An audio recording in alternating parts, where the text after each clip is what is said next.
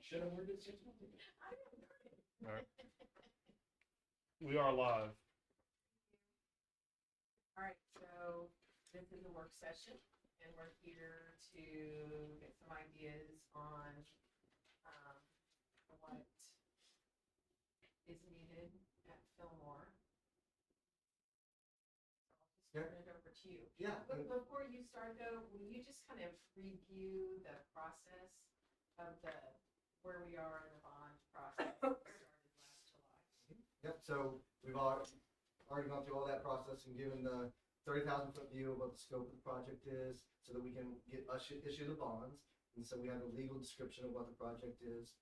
We did that way back in July and August and all through that. And then from there in December, we advertised for the RFPs, the request for proposals. And sent that out, advertised that, legally advertised that for a design firm and for a construction management firm for a CMC delivered project. And then we received the responses back. We received 3 for the design firms, we received 3 for the construction firms. And then from there, I made the recommendation to the last board meeting to go with Fannin County and Patterson Horn for the CMC. The bonds are fully funded. Those did fund in December. Those are the money's in house, so we don't have to wait on that. But now we're to the point where we're going through walkthroughs and everything to actually develop the scope. So we haven't even decided what that is, but everything that we do will need to fit within that legal description of the project. So that's basically where we're in a real short 8-month overview. So, and then all the funds for the debt service fund that and Raj will talk Right. about. All of those have to be spent by a certain time. So now there's a 3-year spend period.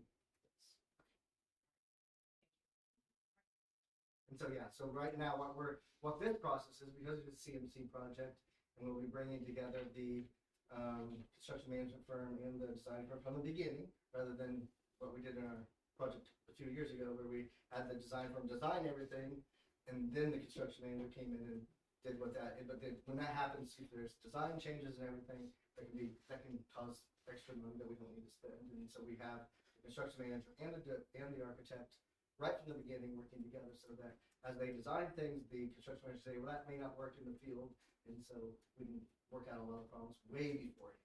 But we're not even to that point yet. We're now to the point where we're just looking at need throughout the district, and then we are going to work together and what that looks like as far as utilizing the construction management firm and the design firm. And some things we're going to be self-performing, like carpets and those type of things. We don't need an architect for, so we can self-perform.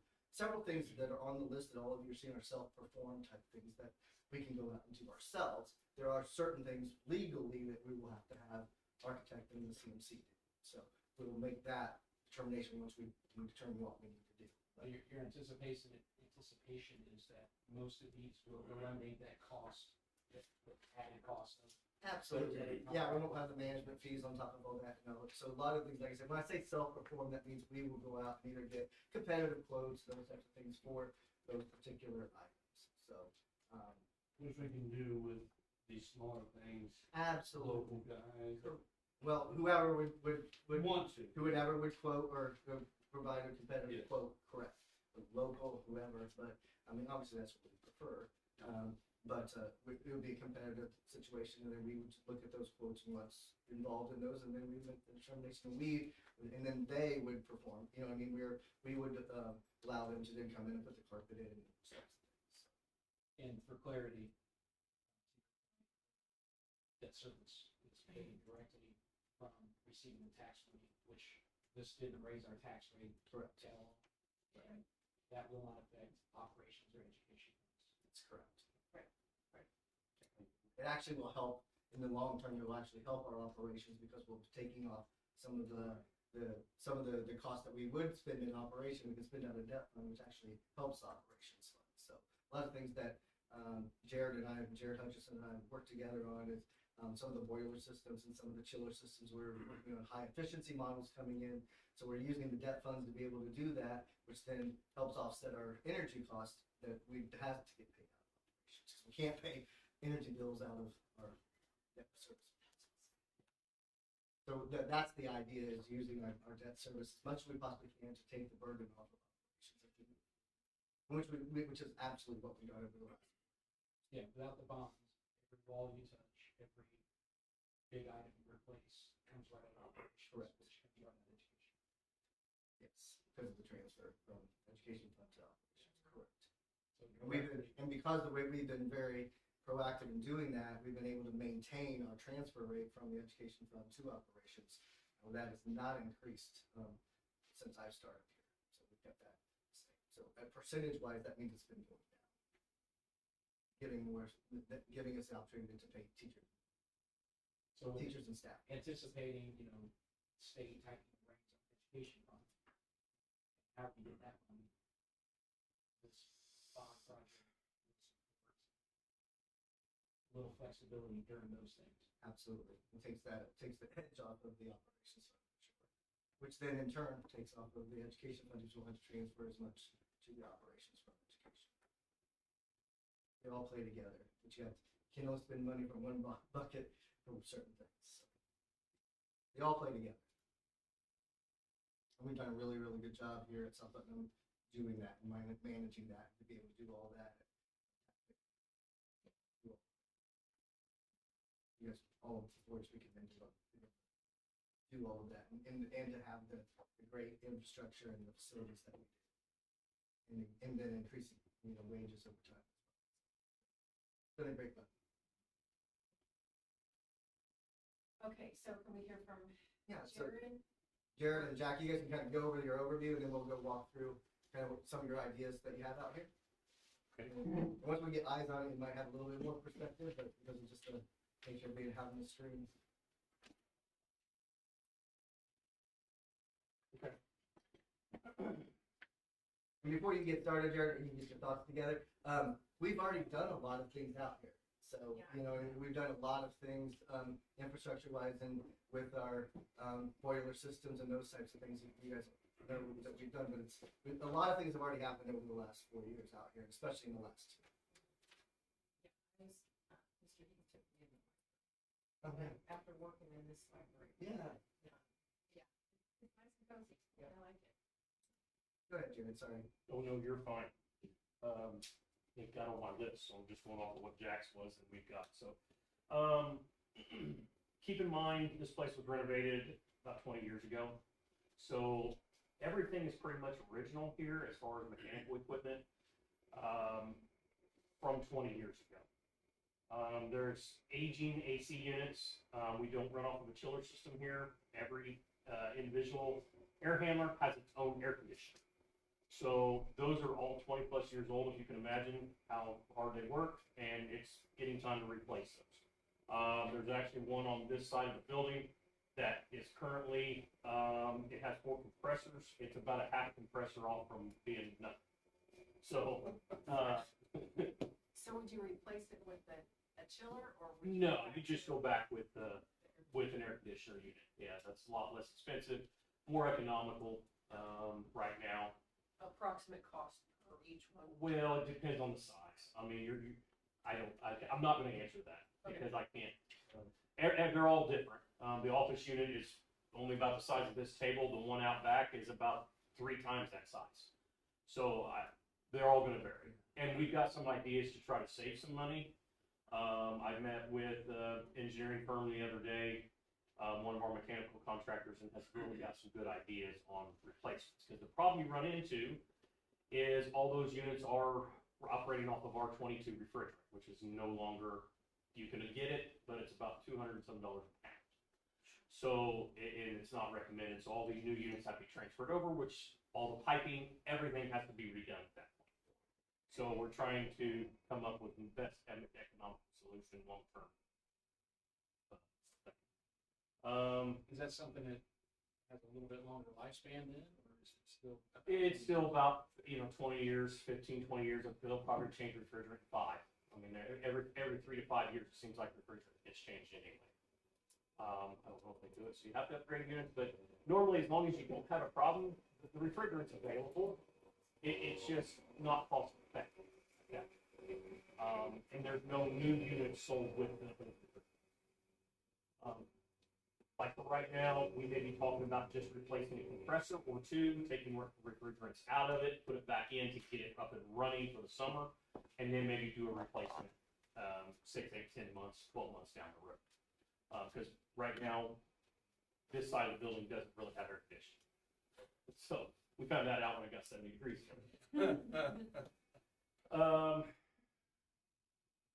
That's really it for the 8. All the air handlers themselves are in good shape. I don't think we have to do any replacements on those.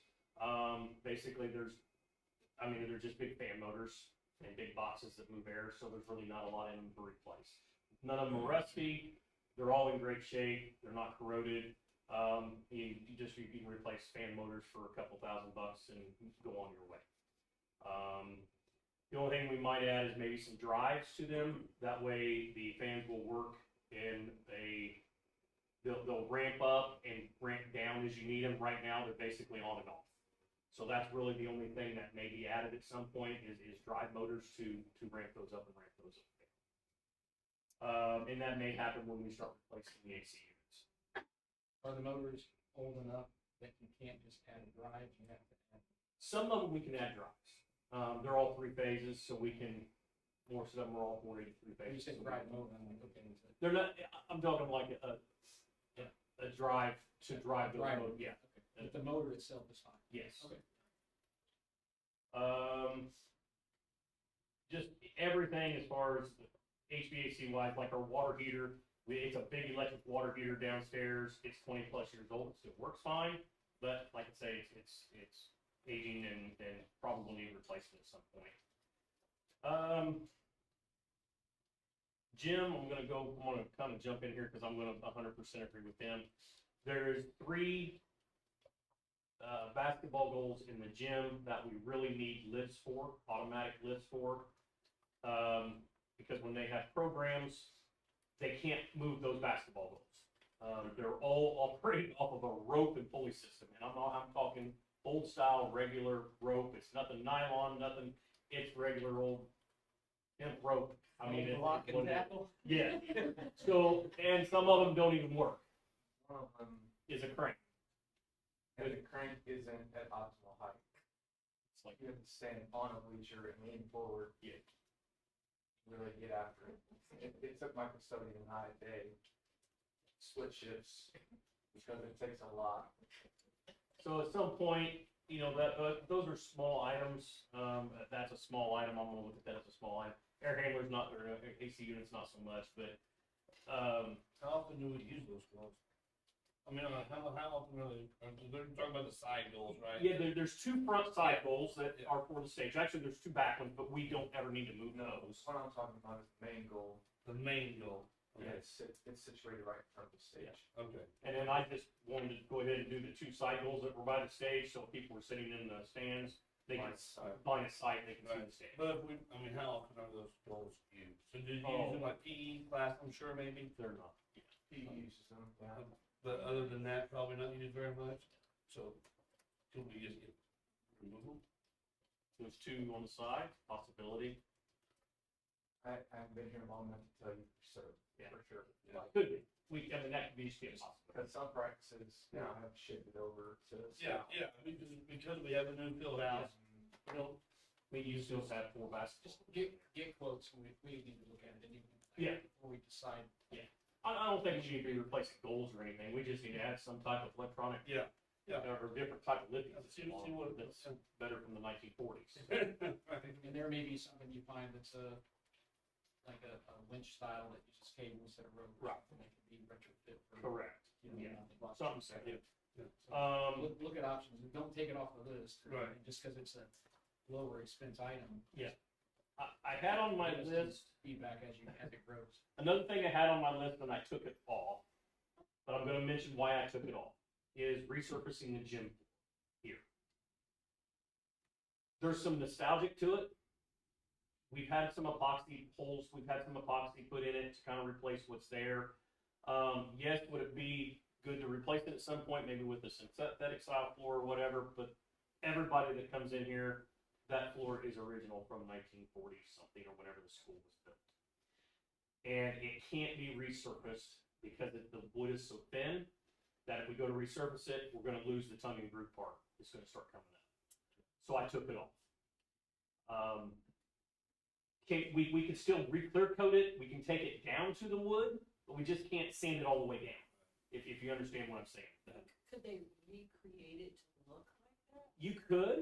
You could, of course, you're talking a whole, at that point, time replacement, but, that's why I took it off, because I'm not gonna be the one to say that we need a new gym floor, because we probably get, I get a little kickback from that. So from, kicking the, yeah. So anyway, somebody else wants to do that, put that on their list, they can, but I'm not gonna be the one to do that. Some new fencing just around, there's a retaining pond that all of our drainage runs into. It's not really a pond, it doesn't hold anything, but it's back there in behind the playground. It needs new fencing around it. It's all falling apart. The local kids climbed on it and animals have went under it, and it's just in need of replacement. There's no water in that pond? It's just a retaining ditch basically for our storm water to kind of sit and hold while it goes out to the field. So it could be a safety issue. Yes, it could be. There's really no holding water in it, but it during a big storm, it does hold water for a period of time and then it goes out. And then while we're doing that, I would like fencing along the playground and woods along our line there, just to kind of keep balls from going in there, kids from going into the neighbor's woods and that type of stuff. It's more of a safety deal than anything. I'll kind of recover some other stuff outside. Parking lot. So we have I know everybody, but we have acquired the property next to us, tore everything down, hauled in a bunch of dirt, worked with the town. Everything was great on that project. We got through with minimal cost really to complete a parking lot. Right. I mean, as a whole, we didn't have to supply nothing but rock because we didn't have to pay for any dirt. Wow. So it worked out really good working with the local contractor here, working with the town of Fillmore. They needed to get rid of dirt and we needed dirt, so we got filled in for nothing. So at some point in the near future, I don't know if we need to pave the whole entire parking lot, but I think at least a quarter or a half of it, we probably ought to put some type of hard surface down. And there is a drive that they use for preschool drop off and pick up that is right against the building. It would probably be a good idea to put a hard surfacing down there. I don't think it has to be anything real pretty or anything real engineered. We just need a hard surface for somebody to drive on so we don't get stuck. So is that whole lot parking lot? I mean, Yeah. there's something, there's no other purpose that it will serve That's it. at any point in time? Well, unless somebody wants to build something on it, or we need to expand, or, I mean, Not at this point. Okay. at this point, yeah. Okay. And the reason I don't think it needs to spend on, I know we're kind of live, it's not used all the time. Central Elementary is used every single night. This place here, if we spend a lot of money on that parking lot, there's not gonna be anybody parking in it. Very, very rarely, a few times a year. So that's why I think it's purposeful the way it is. We just need to make it a little for during school hours and stuff like that. So Yeah. would you landscape the rest of it? No, just leave it a rock gravel lot. Seems to be basic. Gotcha. We really need to shore it up just for safety purposes. Yeah. And efficiency, so. The gravel lot has been wonderful, from what I understand what it was prior to, it was pretty difficult, parking was very sparse. So this allows the community to have access to the facility, for, performances, presentations, visitation, things like that. But it also allowed for, the pre-K community to start at the same time as our Gen Ed community. So they used to have to alternate and stagger the start at the front of the building because pre-K unloading takes quite a bit more time than gen ed unloading. So when we got the lot, which was happened to be my first year, I reorganized the transportation flow so that the pre-K could drop off at the same time the gen ed was being dropped off. And we would start our day together. Also made it more convenient for families dropping their children off if they had children in both pre-K and K-5.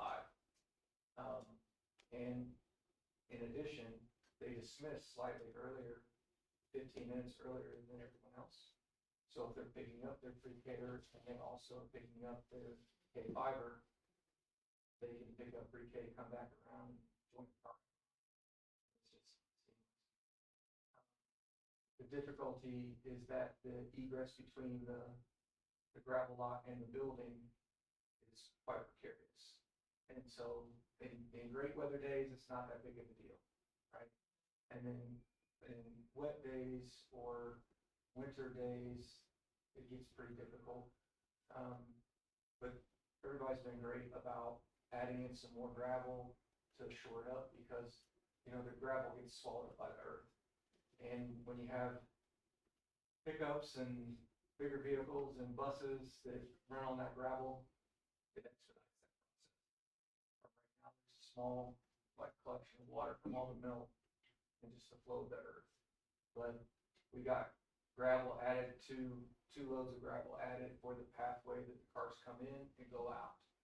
And the path from the concrete out to the cars for the pre-Kers to walk and the staff to walk without slipping or the risk of slipping and falling. Can you show us that when we do the one? Absolutely. Sure, I'll have a better picture. And that is also the same side of the building that the pre-Kers go out for fire drill, the fire evacuation. So I think another thing was to add a sidewalk Yeah. on that same side, That's on the what length of the sidewalk, building. yeah. Right now, there's just kind of stairwells going down off of the exit doors. I think we just probably need to put a connected sidewalk Yeah. all the way around the building, make it more useful and safer for everybody.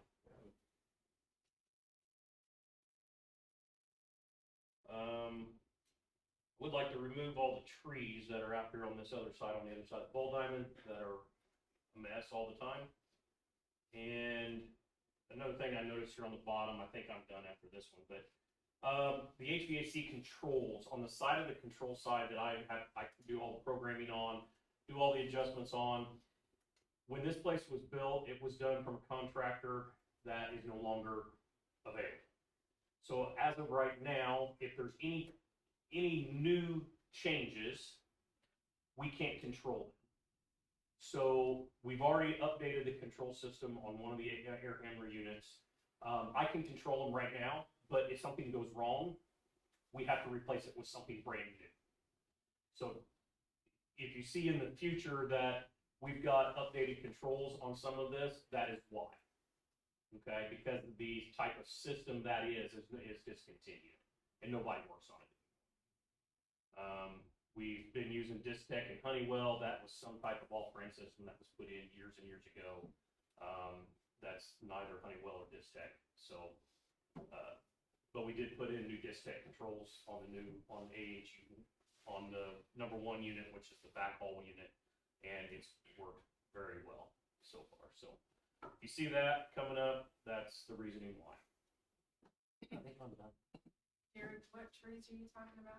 There's some on this, around, on this Fillmore Road, on this side of the building, that, what are they? What kind of trees are those things? I don't even know, messy trees. But anyway, You seem happy. they are dying, and every year they leave big giant limbs, and we constantly clean them up, cut them up. Last year I actually had a contractor come in and actually take some of the big dead limbs off of them. No, Locust? Locusts. They're all a bunch of locust trees.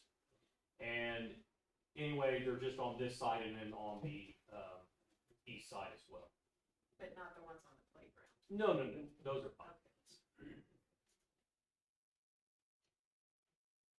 like I said, these are all small things. I mean, everything here is pretty, I look at everything at this place pretty small. Last I heard, there was warm water that was plumbed to the toilets, which I seem to think is a waste. Did that ever get fixed? So when this is it, I'll explain this, you can kind of understand how this goes. I've never heard of this. I'll try. No. Yeah. And it's it great. still does happen. So there's valves that control that, and there's backflows that keep that from happening. The problem is when this place was plumbed, there was not two giant independent systems from hot and cold water. I'm gonna explain this as best I can, the way it's explained to me. So if in the sinks and you take a hot and cold water and turn the hot and cold on at the same time, especially in the custodial offices where they leave them on, that water will start mixing back and forth because they're piped together, and now you've got hot and cold coming back and forth. I know it doesn't make sense. It didn't make sense to me until he showed it to me. I can see exactly how it happens because of the flow rate of the outlet versus the flow rate of the valve. Correct. If you open another valve down here, The whatever water is gonna goes go back that way. the other way. There wasn't enough backflows installed. The only backflow installed was in the very lower part of the basement. So if you can imagine turning water off and sucking water out of somewhere else, something's got to take its spot. Right. Which that's hot water now, if you leave a mixing valve on. That is why sometimes they get hot water in the toilets. They probably didn't know this either. Or hot water in the urinals. There's not a lot we can do with it other than watch what we do with the mixing valves when we turn the hot and cold on, because it happens all the time in the kitchen. Because they have one spigot that they turn on and they mix it to make it medium or whatever. And they may just shut the valve off down here instead of on the handles. And that's why if we leave them on, it's gonna mix. You can't add check valves.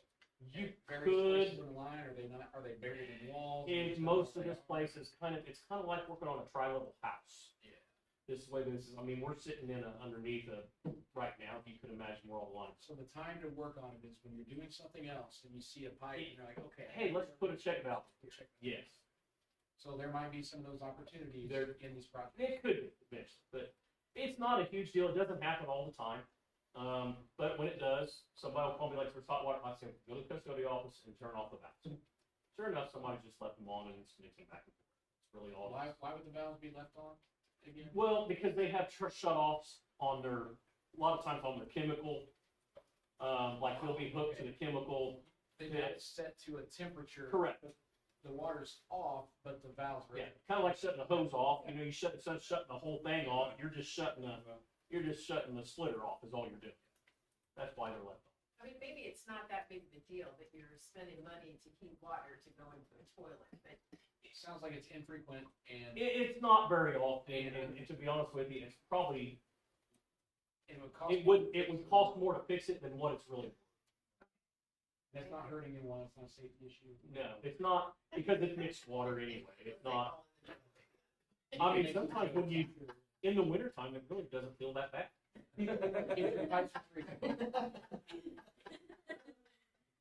Well, thank you for answering that. I explained that the best I could, because I didn't understand it all either, and I did the best I could with what I had. All right, go ahead, I think that's all I have, Jack. Yeah, the number one thing on the list that I had made was the lot that Jared sold up.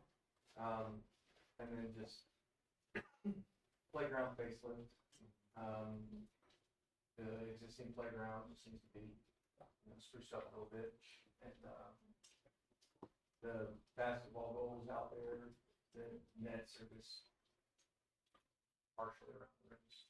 So, and the kids enjoy playing ball a lot, so I'd like to get those replaced. That's the chain nets, which are more all-weather nets. The PA system is already in process, I believe. They came and visited, I showed them around, so, that's already being dealt with. Here at Fillmore, we house the Connections program, which is the life skills program for ONT. And, we have the elementary age group. With that being said, that creates a lot of additional case conferences. And so, not everybody has their day designated here on the days that we're able to have conferences.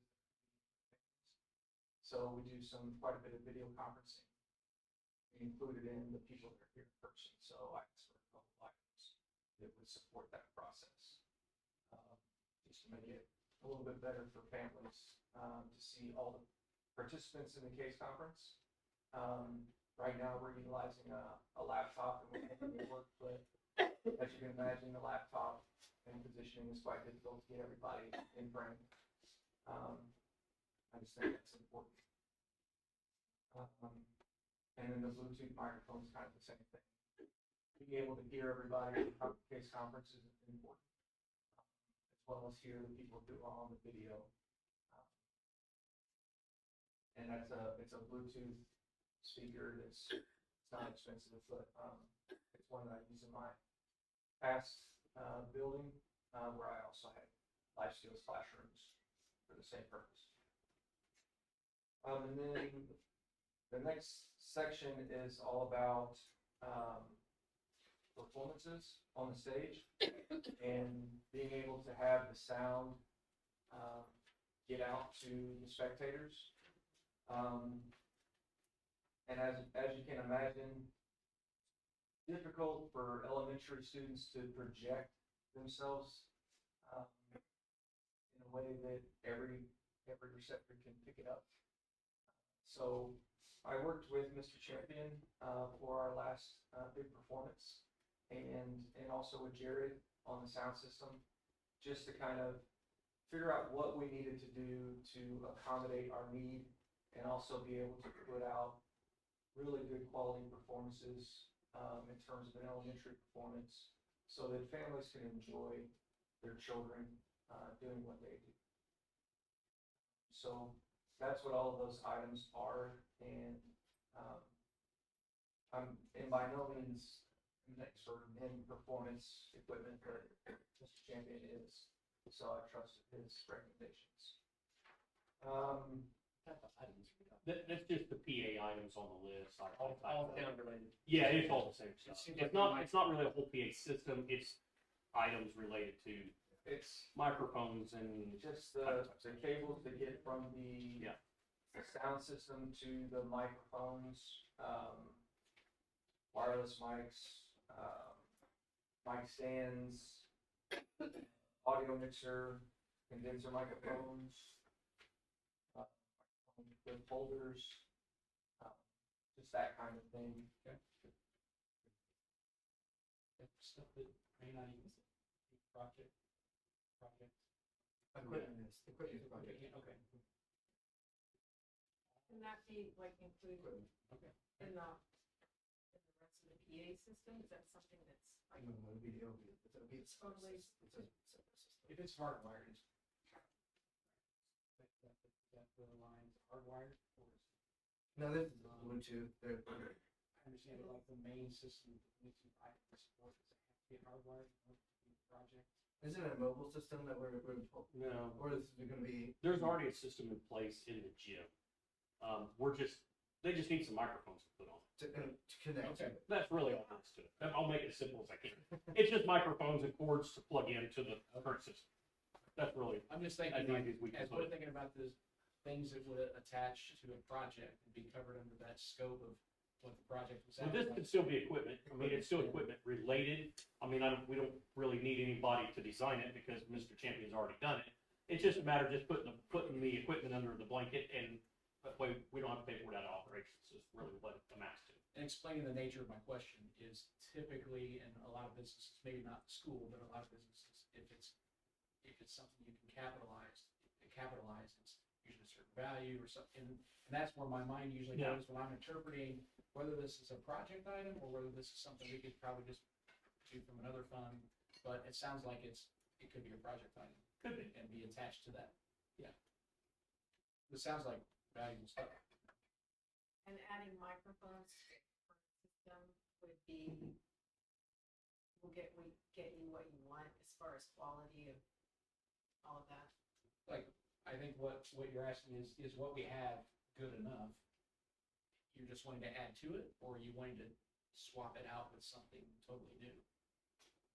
I think it's adding to We're just adding and to, okay. shoring up Yeah. in order to accomplish what we're trying to get to with Yeah. presentation performance. It's got a new amp system. You've got new amp, new Yeah. speakers, it's, I mean, not new, but less than Yeah. 6, 8 years old. Okay. It's just, Yeah. Adding some more flexibility to the system, and then, basically all they had previously was cordless microphones. Those are not great for if you're wanting to capture a lot of people. Cordless microphones are great for here, they're not great for out here. So it's adding the cables and then those, the compressor microphones that you can now put out here to pick up the kids. Which would require a separate mixer. Right. That then would plug into Right. the amp we already have. Right. That's really all there is to it. Right. The amp that we currently have, it has a couple channels that you can control with, but it's not enough to do what we're talking. thank you for the clarification. Is there anything else that you're looking at to, for the stage or for performances or anything? No, I think we have what we need. We have the risers we need. The backdrop curtain was described to me that it came from DePaul. Yes, I think it was before I got here, but I remember people Yeah. talking about it. It was put in about the same time, I think. It has been not long. And it's okay? Yeah, and said just don't touch it. If you touch it, it might not be okay. So, It sounds okay.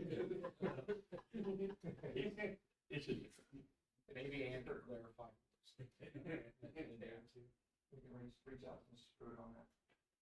I also was just asking for some basketball rims for the gym, because some of the hooks that hold the net up are no longer there. So if we do keep the goals, then and in the switch over, we took the smart board from that room and brought it into here for STEM. And so that room no longer has a presentation board. So I'm asking also for a presentation board in there for library. You have one of the smart boards or the ViewSonics or whatever we want to call them in your conference room, because you said you wanted to upgrade some items for the online conferences. Do you already have a smart board in there? So you I have a television in there that we use to connect with through an HDMI cable.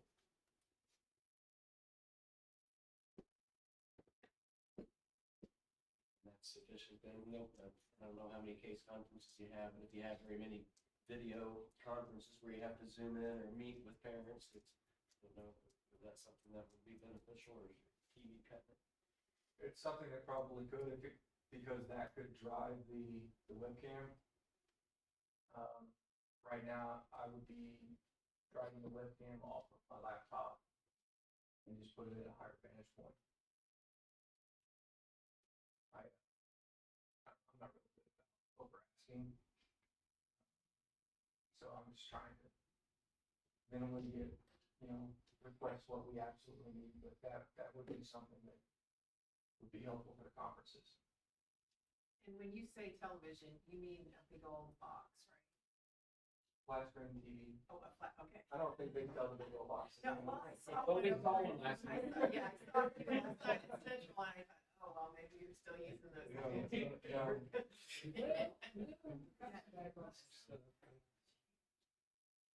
No.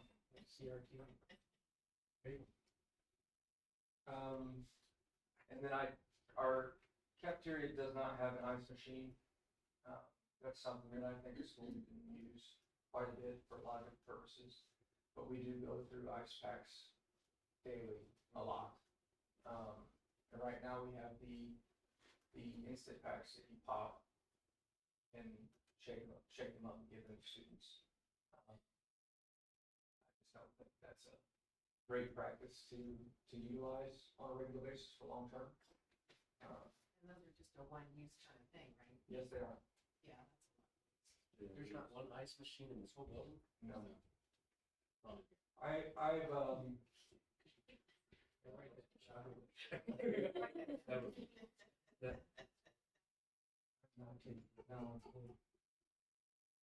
I've, I reserved like 10 to 15 minutes of every day when I first started here, just to put it. And I can tell you for certain there's not a nice machine. And there are different implements in the cafeteria, in the kitchen, that I don't even know what they're called, but just different things. But not a nice machine. Not a nice machine. They are more heat oriented, Just a refrigerator with a nice machine would be helpful. or a nice machine. Yeah. Just the volume of. Yeah. Yeah. Volume of ice packs that we deal, it just, yeah. There's another side. If you were tasked with finding an ice machine that would be appropriate, could you provide that to us? Absolutely. I can. I know that. We purchased several ice machines through the last few years. Yeah, just something that will serve the need and, yeah, the prices come down, but, and they're almost to the disposable level. Yes. So, yeah, like something that will fit your needs and then anticipate, once you start using ice, you'll find other needs for it, so like. Is it something you would need one in like the nurse's station and one in like a cafeteria? or- Probably, I know like at the high school, they just use the one in the, if they need ice, they just go to the concession stand and get ice out of the ice machine. There's two at the high school, there's one in the kitchen, cause they use it to pack food with, Right. the cold, cause they were serving, salad bars and type stuff, that's what they use there. But I don't think they really do that here. But yeah, just a nice machine in the break room or somewhere that's accessible. We have a salad bar, and it just, lowered the temperature that's the expectation for our count. Makes it really tough on our cafeteria director to maintain that level.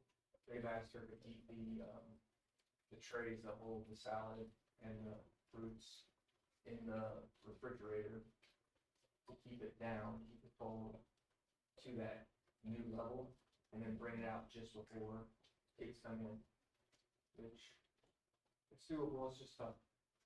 To have everything ready, efficiently ready for kids as they come in.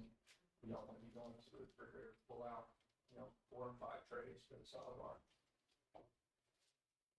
There was one thing that I think is on that list, maybe one of the very last items. Is there windows on there? Yeah, replace rotting. Okay, that was one thing that I forgot about and I don't have it on this list, but you guys have it on yours.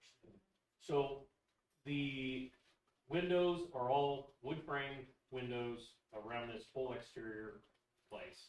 And we have a problem with them rotting out along the bottom, just like any wood window would. But for some reason, we really have a problem here, especially on the side that gets most of the weather. So we've replaced a few of those. About every year, I'm going around and I usually order the full sash window and I'm going around swapping them out. I usually swap out 3 or 4 a year. But it would be nice to maybe do one whole project to replace some windows, some exterior windows. So that was How one many thing. do you think you have left? Oh, I've probably done a quarter of them, so I don't know, 30? I don't know how many's in here, but there's a lot. Yeah, I didn't take the whole window out, I just replaced the part that cranks out and just take that off. Cause that's what rots out, is that bottom sash. So the frames are all in pretty good shape, it's just the sash part on the bottom windows, those are more rot. They're 2-person closed, so I would go outside and push it in. Some of them are like The person inside will lock it. But I mean, and I don't have a problem telling people not to open windows anyway, because most schools don't even have windows you can open, so. I mean, they're pretty lucky here. I have a compressor right now, we need to open. They'll be there if you need to open them, Right. but it's not currently a security, safety risk. No, not That they really, do. they're Right. locked. And then, but it is a rotting situation. Yeah. But you're asking to replace the whole window or just the sash? Either way, it doesn't matter. I mean, I've gotten a price before, like 4 or 5 years ago, and just replacing all the sashes.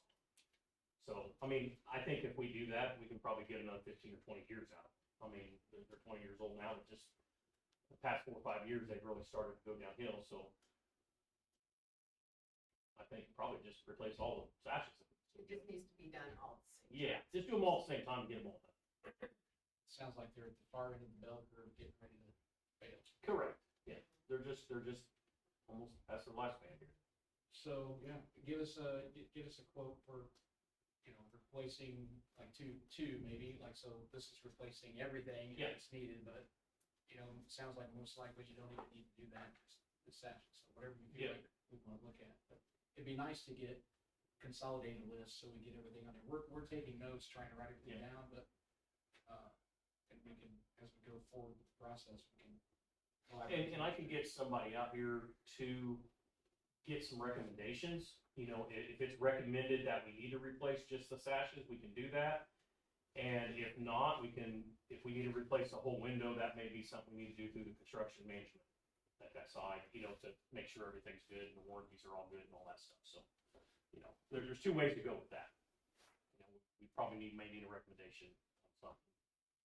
We definitely want to be able to weigh both options. Yes, correct. One may have other benefits, but, just have to weigh it out.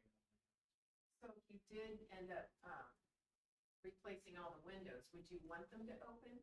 Or is that like not a thing anymore? I mean, personally, I like open windows, but If we're gonna have compressor issues, it sounds like it would. So if we replace the air conditioning, we just had a situation up at Central where there was a heating and air conditioning issue and really couldn't open windows, right? No, they had some of them had. But there were The exteriors, yeah. way fewer windows there than there are here. There was only one window, like 1 or 2 in each classroom. I mean, here there's 4 or 5, and they're big. So the fact that they, as long as it's not a security issue, right. which sounds like it's not, then itself to just replacing leaving the frame.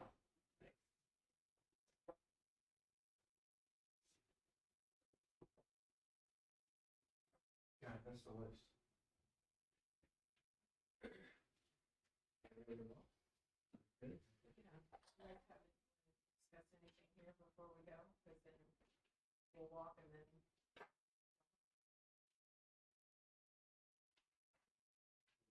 Good.